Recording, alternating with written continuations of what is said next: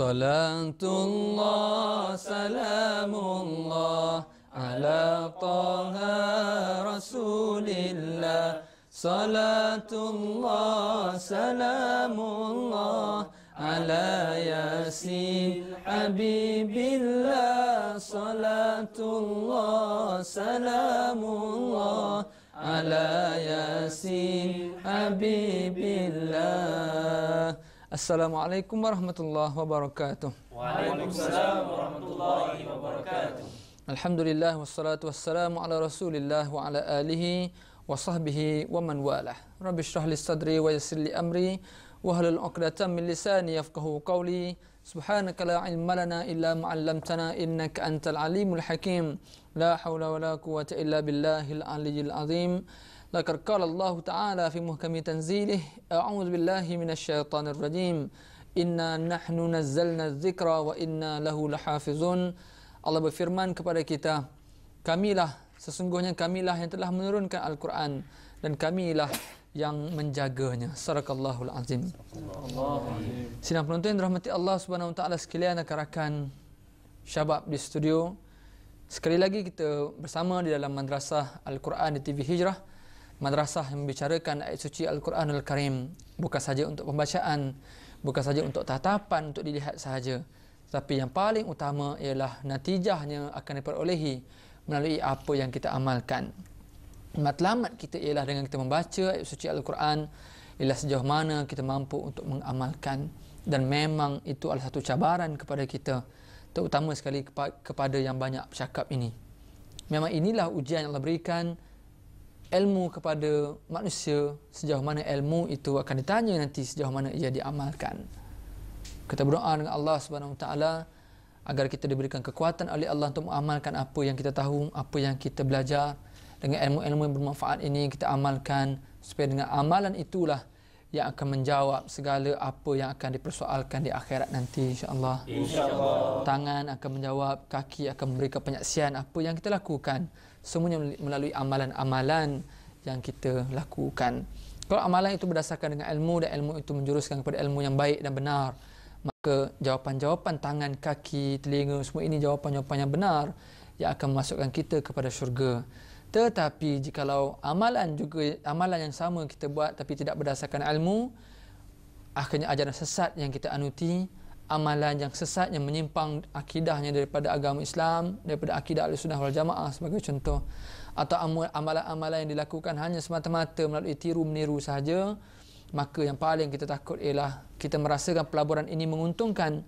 Bila buka di akhirat nanti, pelaburan itu tidak ada apa-apa nilai di sisi Allah Subhanahu wa taala.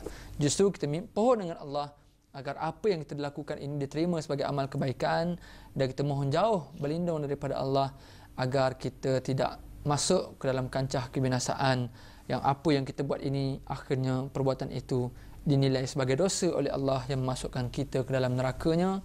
Wal-a'yazubillah. Dan mudah-mudahan dengan Madrasah Quran memberikan sedikit suntikan semangat kepada kita untuk menjadi hamba yang bertakwa kepada Allah Subhanahu wa taala. Sidang penonton yang dirahmati Allah Subhanahu wa taala, ayat yang ke-6 Allah sebutkan kepada kita dalam surah At-Tariq yang kita berhenti pada episod yang lepas. Allah sebutkan khuliqa mimma indafiq. Sesungguhnya setiap penciptaan itu, setiap makhluk yang hidup itu diciptakan daripada air yang terpancar. Dan telah pun kita sebutkan, memang banyak penemuan sains hari ini, apa saja hidupan, sama ada tumbuhan ataupun hidupan di angkasa sekalipun, yang mana angkasa sistem cakrawala juga mempunyai air-air dan juga wap-wap yang akan membentuk pelbagai jenis bentuk di sana. Begitu juga di darat, apatah lagi di lautan, yang semuanya memiliki kehidupan yang pastinya memerlukan air. Dan benarlah firman Allah dalam ayat ke-30 suratul Anbiya, A'udzubillahi minasyaitonirrajim. Awalam yaral ladzina kafaru annas samawati wal arkanata ratqan fafataknahuma waja'alna minal ma'i kulla syai'in hayyin afala yu'minun. Dan tidakkah orang-orang kafir itu memikirkan dan mempercayai bahawa sesungguhnya langit dan bumi itu pada asal mulanya bercantum sebagai satu benda yang satu, kemudian kami iaitu Allah Subhanahu wa taala memisahkan antara langit dan bumi, antara keduanya. Dan Allah sebutkan waja'alna minal ma'i kulla syai'in hayy, dan kami jadikan daripada air setiap benda yang hidup. Afala yu'minun, mengapa mereka yang kafir, yang engkar, yang kufur ini tidak mahu lagi beriman? Allah ciptakan daripada air benda yang hidup, maka daripada airlah juga diciptakan manusia, dan disebutkan dalam tafsiran ulama iaitu air mani dan juga air yang terpancar daripada ovum, ya, iaitu yang terpancar daripada at-tara'ib wanita yang dipanggil sebagai ovum.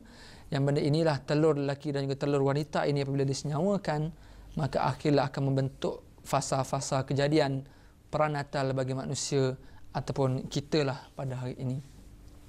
Kalau kita lihat dalam video-video yang ada pada hari ini dengan kamera-kamera yang dimasukkan ke dalam sistem tiup fallopian itu pun, akhirnya kita cuba bayangkan itu adalah kita, ya, proses-proses kejadian.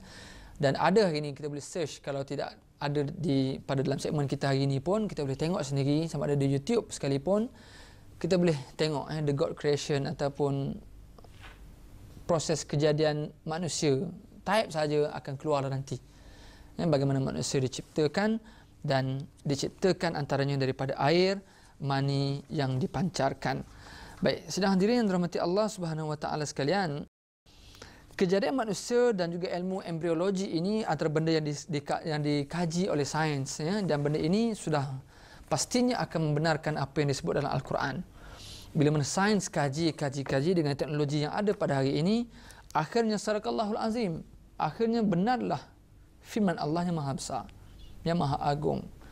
Antaranya yang selalu kita sebutkan di dalam banyak perbincangan, antara dalam surah Al-Mu'minun ayat 12 hingga 14, ya. Dan perkara ini juga disebut di dalam tafsir Jami' li Ahkamil Quran oleh Imam Al-Qurtubi.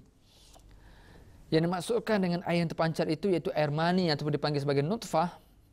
Ia dinamakan sebagai nutfah kerana jumlah airnya sedikit, maka dinamakan sebagai nutfah, ya. Antaranya disebut dalam surah Al-Mu'minun, ya, min nutfatin amsyajin dalam surah Al-Insan, ya. Surah Al-Insan, inna khalaqnal insana min nutfatin amsyaj, ya, setitis air yang bercampur, ya. Kenapa disebut setitis? Sedikit. Sebab itu Imam Al-Qurtubi menyebut dalam Jami' Al-Ahkam Al-Quran ataupun tafsir Al-Qurtubi, dinamakan nutfah kerana disebabkan jumlahnya yang sedikit, iaitu airnya sedikit. Kalau kita lihat dari segi teori sains, oleh kerana air mani ialah sperma yang bercampur dengan cecair yang dikeluarkan oleh beberapa alat jantina lelaki, justru nutfah dengan maksud jumlah yang sedikit yang boleh membawa maksud sperma. Hal ini juga walaupun dalam banyak-banyak sperma yang juga terkandung yang bercampur dengan air-air yang membawa cecair-cecair liquid yang membawa sperma ini untuk berenang, pun hanya beberapa sperma saja yang berjaya menembusi ovum. Beberapa sperma saja yang berjaya menembusi telur wanita tadi, cecair yang akan bercantum dengan cecair lelaki dan perempuan ini. Berarti bukan semua air ini akan bercantum, hanya beberapa air sahaja. Kalau banyak akan jadilah keluar.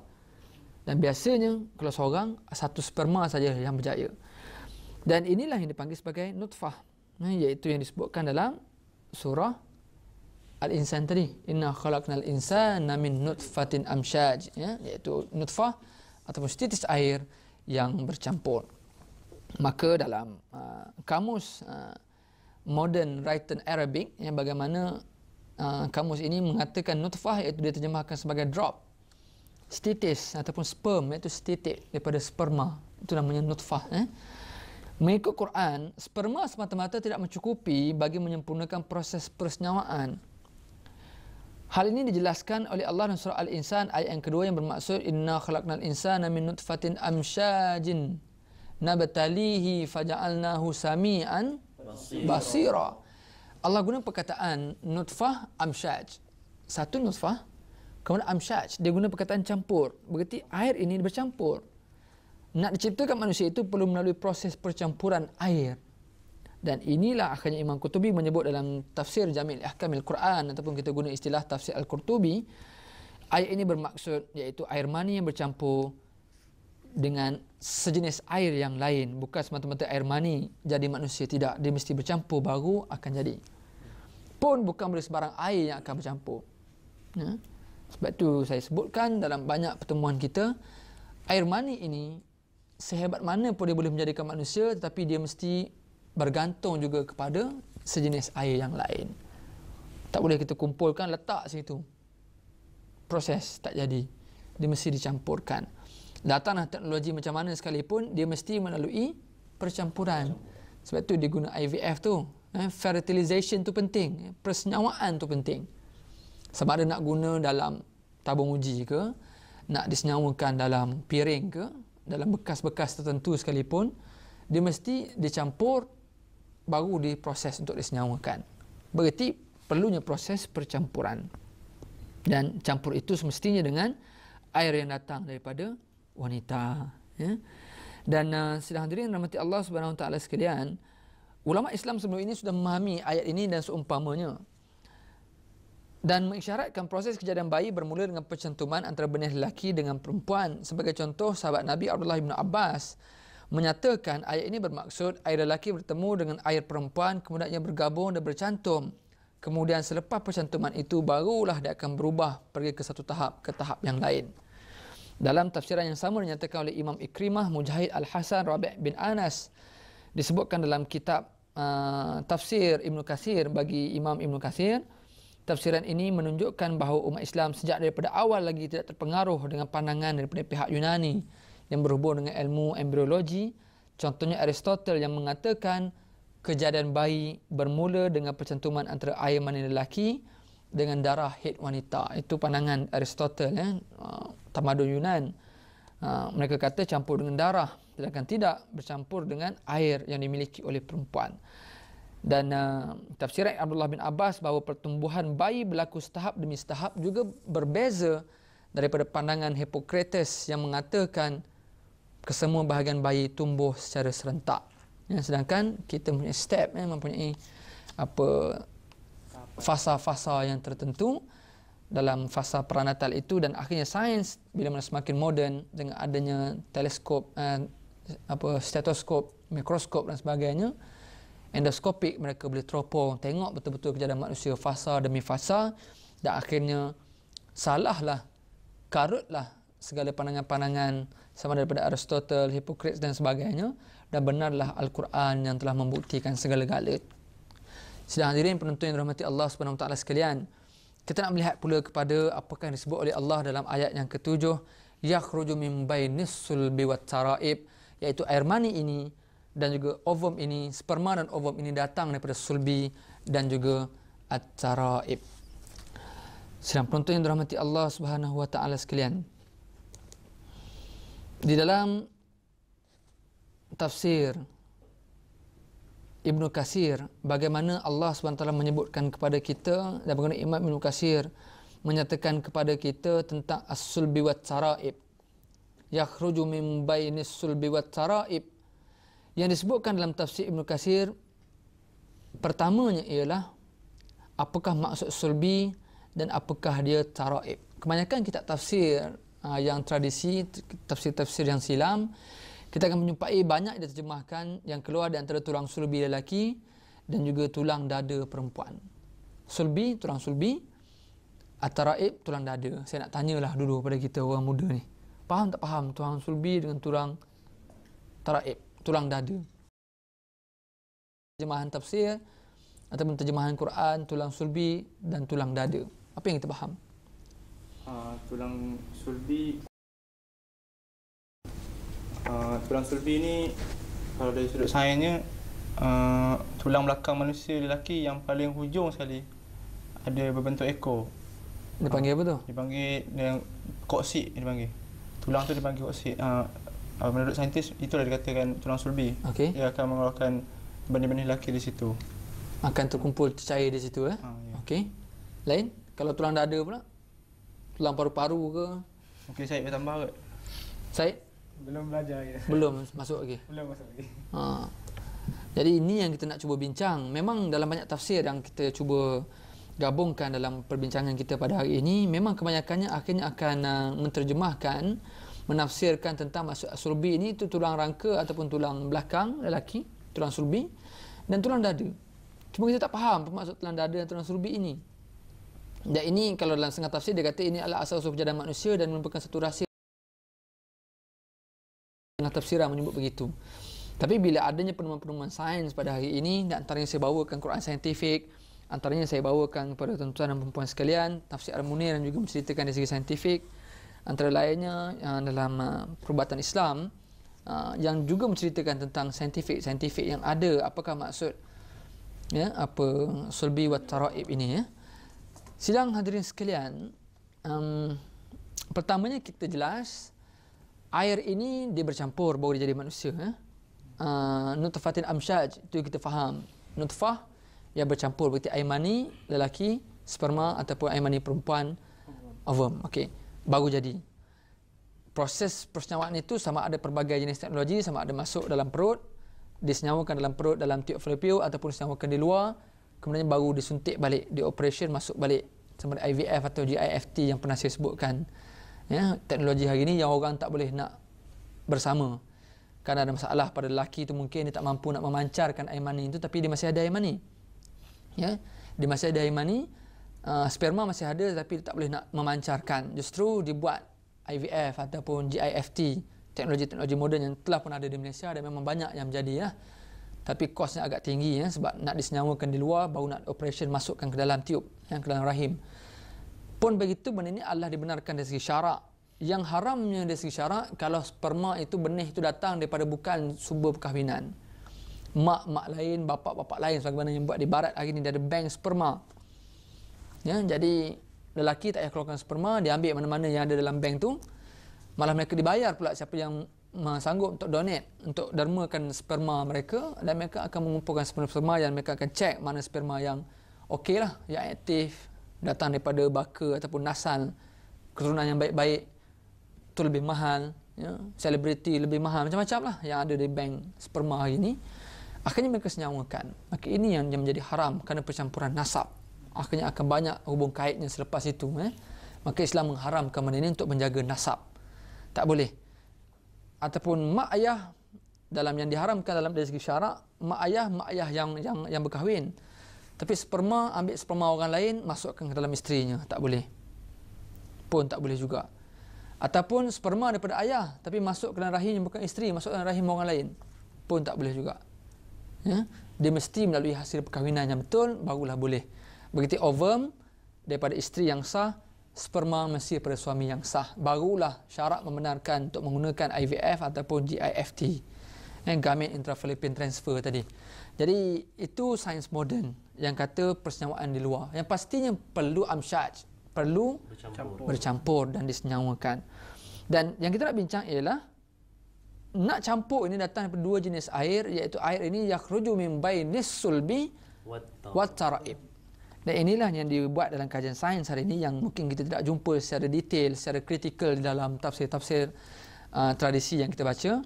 Antaranya ialah disebut as-sulbi wat taraib, itu air yang terpancar daripada sulbi dan at-taraib. Ramai ulama mentafsirkan sulbi sebagai tulang belakang lelaki, berhubung dengan perkataan taraib pula rata-rata para pentafsir Quran mentafsirkan sebagai tulang dada wanita. Dengan pentafsiran ini seolah-olah membawa maksud benih manusia terkeluar daripada tulang belakang lelaki yang dipanggil sebagai koksik tadi, ataupun tulang dada wanita. Justru kekeliruan sering timbul, terutamanya semasa umat Islam tidak memahami ayat ini dalam konteks penemuan sains moden. Bukan kita nak mengagungkan barat, tidak, tapi apa manfaat yang kita boleh ambil, maka kita combine. Yang mudah-mudahan dengan kajian mereka ini bermanfaat untuk kita, untuk membangunkan tamadun yang telah hilang bagi tamadun Islam satu ketika dulu. Said Hawa dalam Al-Asas fi Tafsir menyebut tentang agak kritikal dengan beberapa tafsiran yang dibuat oleh ulama berhubung dengan ayat ini. Maka kata Said Hawa, kefahaman yang salah berhubung ayat ini berpunca daripada pentafsiran yang salah. Antaranya berhubung dengan tulang belakang, begitu juga taraib yang dikaitkan dengan tulang dada wanita. Justru kita ringkaskan cerita apakah maksud sulbi dan taraib ini. Antaranya ialah yang disebut maksud sulbi dan juga at-taraib, iaitu sejenis tempat yang menghimpunkan cecair-cecair tertentu. Benih lelaki dinamakan sperma dan benih perempuan dinamakan sebagai ovum. Benih lelaki yang terdapat dalam air mani dan benih wanita yang terdapat dalam cecair yang dipanggil antrum fluid tadi, sememangnya terpancar daripada sistem yang terletak di antara kawasan pinggang dan punggung yang dinamakan sebagai sulbi. dan juga dada dipanggil sebagai at-tara'ib. Jadi yang dibuat dalam kajian iaitu benih lelaki iaitu sperma dan benih wanita iaitu ovum dijadikan Allah daripada sel-sel yang dikenali sebagai primordial germ cell. Buah zakar ataupun testis dan juga ovari yang mengeluarkan benih-benih ini dijadikan sebagai tempat mereka. Pada peringkat awal kejadian sperma dan ovum, sel-sel ini berada di kawasan dada dipanggil tara'ib dan berada di dalam kedudukan tulang belakang dipanggil vertebral column at the level of T10. Itu kaedah sains dia lah. Dan tulang dada dipanggil ribs, RIBS. Kejadian buah zakar dan ovari daripada genital ridge ini juga berlaku di kawasan yang sama dalam kawasan dada. Kalau tengok betul-betul teropong proses kejadian manusia, sebelum nak jadi testis itu, maka dia akan datang daripada situ. Semasa janin berumur 6 minggu, berlakulah percantuman antara sel tadi. Dalam istilah sainsnya, minta maaf pada pakar-pakar sains kalau saya salah sebut. Yang disebut dalam Quran saintifik ini, primordial germ cell dan juga genital ridge. Justru bila bercantum dua ini, barulah akan jadi sperma, barulah akan jadi buah zakar, barulah akan jadi ovum dan juga ovari. Dan benda ini berlaku di dalam kawasan sulbi dan juga tara'ib. Sulbi dia akan jadi sperma dan testis, buah zakar yang bermula daripada tulang belakang tadi. Adapun ovum dan ovari itu dimula terjadi daripada sulbi yang datangnya daripada tulang dada wanita. At-tara'ib. Apabila janin berumur antara 7 ke 8 minggu, maka buah zakar dan ovari akan terbentuk. Maka pembentukan buah zakar ataupun ovari ini ditentukan oleh kromosom seks lelaki yang dikenali sebagai kromosom Y. Kewujudan kromosom Y merangsang pembentukan buah zakar dan tanpa kromosom Y akan menyebabkan terbentuknya ovari, akhirnya akan jadilah wanita. Itu yang membezakan. Jadi saya ringkaskan ceritanya ialah itu agak lebih mendekatkan kita kepada maksud sebenar sulbi dan juga at-tara'ib. Justru bila kita memahami ayat sulbi dan tara'ib ini dapat ditafsirkan, maka manusia itu diciptakan daripada air yang mengandungi benih yang terpancar daripada alat jantina lelaki dan wanita yang keluar daripada sistem yang proses kejadiannya pada peringkat awal berlaku antara sulbi iaitu kawasan pinggang, tulang belakang pinggang, dan juga tara'ib iaitu kawasan dada. Itu namanya sulbi wa tara'ib. Dan tak termasuk kalau kita bincang dalam ayat-ayat yang lain, kita akan jumpa beberapa ayat antaranya dalam surah As-Sajdah. Dikatakan pula kita ni berasal daripada sulalatin min tin. Ingat ayat tu? Allazi ahsana kulla syai'in khalaqah wa bada'a khalqal insani min tin summa ja'ala naslahu min sulalatin min ma'in mahin. Ya. Datang daripada sulalah saripati mimma immahin, daripada air yang hina. Allah menghinakan air itu, kita akan bincang nanti mungkin. Dan Allah sebut juga allazi ahsana kulla syai'in khalaqah wa bada'a khalqal insani min tin. Asalnya daripada tanah. Daripada tanah itu baru diciptakan pula proses kejadian manusia selepas proses awal daripada tanah ataupun unsur-unsur tanah yang pernah kita bincangkan, bagaimana manusia itu memerlukan unsur tanah dalam hidupnya. Baru dia akan boleh jadi sihat, perlunya kepada tumbuhan, perlunya kita kepada pokok, perlunya kepada air yang juga daripada tanah, pokok daripada tanah dan sebagainya pernah kita bincangkan. Dan daripada proses fasa tanah itu juga manusia akhirnya diciptakan melalui sulalah ataupun saripati yang datang daripada saripati benih yang hina. Mengapakah Allah sebut benih ini hina? Siapa nak tolong jawab? Ma'im mahin, surah As-Sajdah ayat yang ke-8. Ya, silakan. Pandangan saya, Ustaz, mungkin kita boleh relatekan dengan surah At-Tariq yang kita bincangkan. Ya. Maka hendaklah manusia memikirkan dari apa ia diciptakan. Jadi bila Allah Ta'ala sebut air hina, jadi kita sedarlah yang kita ni sebenarnya asal daripada benda-benda yang hina. Okey, yang air itu tidak punya sebarang erti kalau tidak disenyawakan. Okey, boleh kita terima. Apa lagi yang maksud kalau nampak lebih dekat? Hina tu air tu, dia keluar daripada tempat yang hina. Tempat yang hina.